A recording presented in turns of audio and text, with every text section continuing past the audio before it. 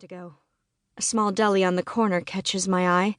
It's not exactly espresso, but it will do the trick. My stomach will just have to deal. Fox Lager and Associates, how may I help you?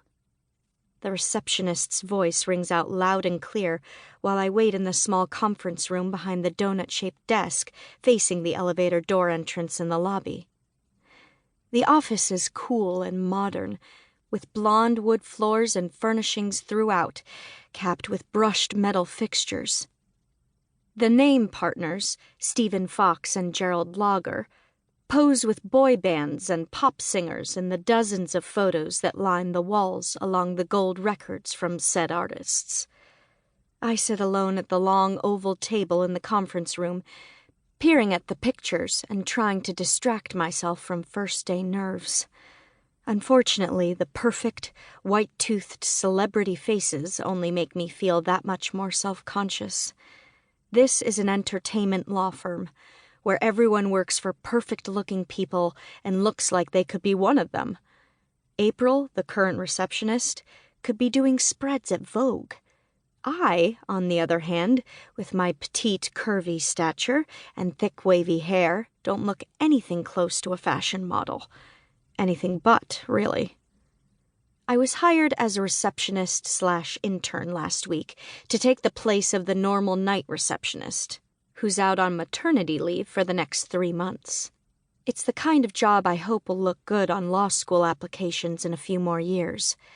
I'm the perfect candidate for a low-level internship, 19, in my second year at NYU. Major? Yeah, that's a different story. I'm supposed to be an attorney one day. My promise to become pre-law was the entire reason they agreed to send me to a school like NYU instead of keeping me home to go to a state school in Washington. But pre-law is a track, not a major, and I'm still figuring out just what I want to study while I'm getting ready for this big career my dad has planned for me. Layla? I look up to where Karen, the office manager and my new boss, stands in the doorway between the office and the conference room. Even at first glance, you know Karen is the kind of woman you don't want to mess with. A 30-something woman with a business degree and a penchant for very high-heeled shoes, Karen was born and raised in the Bronx and is the third child out of 5 from a family of Puerto Ricans who operate a lot of the hot dog carts in Central Park. She was the first of her family to go to college, and she didn't mess around, graduating summa cum laude from NYU's School of Business.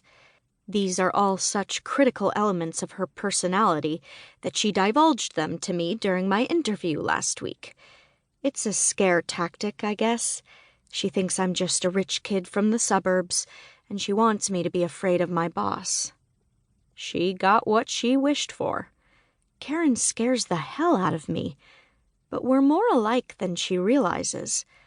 Like my dad, a native of Brazil, Karen takes major pains to erase any implications of her less-than-affluent upbringing.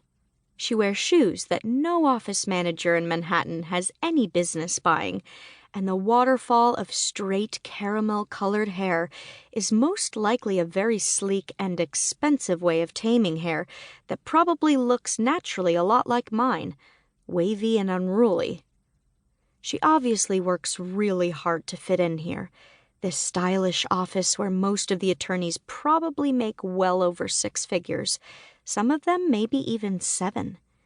It reminds me of my dad's insistence on trading in his BMW every year, whether we need to or not, or the way he refuses to let anyone call me anything other than American.